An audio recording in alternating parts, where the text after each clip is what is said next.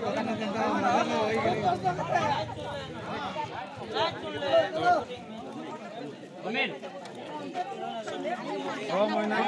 रंग आनली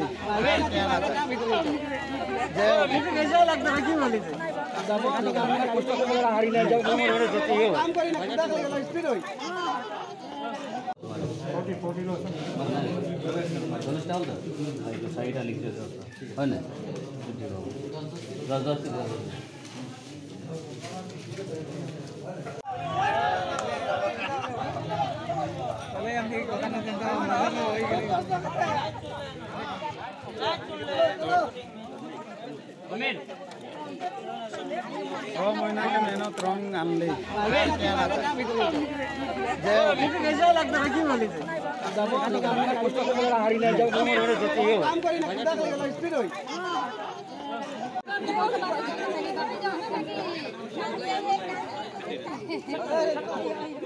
বাগান ইউনিট গোটৰ যেটো নিৰ্বাচন হৈছে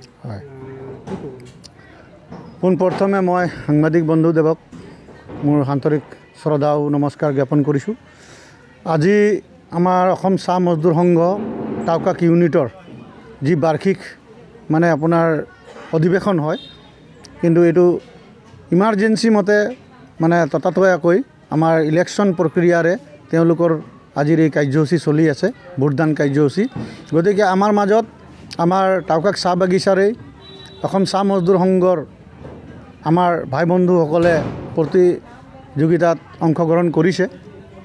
গতিকে তেখেতলোকক মই আন্তৰিক ধন্যবাদ আৰু শুভেচ্ছা জ্ঞাপন কৰিছোঁ, যাতে শান্তি শৃংখলাভাৱে আমাৰ এই ইলেকশ্যনটো হৈ যায়। যোনেই জিকে এজন বা দুজনটো জিকিবই, গতিকে এইটো কোনো হতাশ হোৱাৰ কোনো নাই।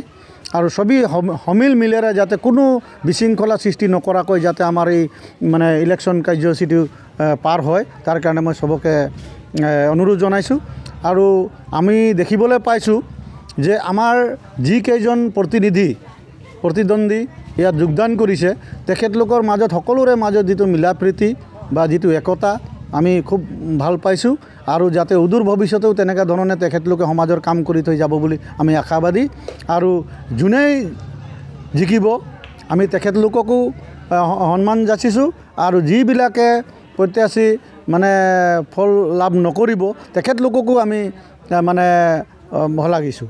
গতিকে বৰ বেছি ক'বলৈ নাযাওঁ, আমাৰ এই কাৰ্যসূচী যাতে আমাৰ ইলেকশ্যন কাৰ্যসূচী যাতে ভাল ধৰণে পাৰ হয় আৰু ভালকৈ যাতে আমাৰ ৰিজাল্টটো আহে, তাকে কামনা কৰিছোঁ। ধন্যবাদ।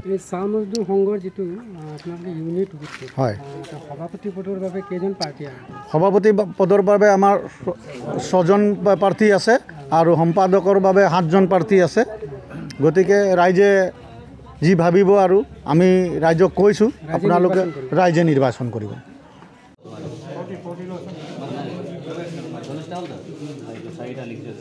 হয় না